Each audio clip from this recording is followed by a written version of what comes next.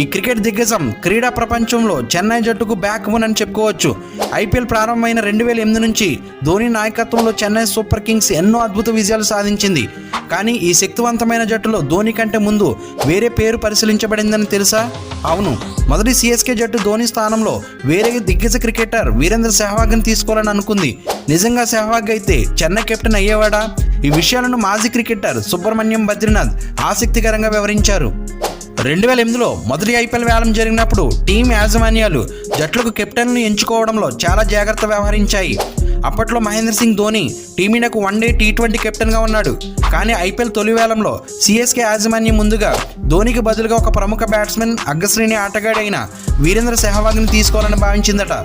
సెహ్వాగ్ అప్పటికే టీమిండియాలో ఓపెనర్గా తన దూకుడు ఆట తీరుతో అంతర్జాతీయ క్రికెట్లో తనదైన ముద్ర వేసిన ఆటగాడు. ఐపీఎల్లో సెహ్వాగ్ కెప్టెన్సీ చేస్తే జట్టు విజయం సాధించే అవకాశం ఉందని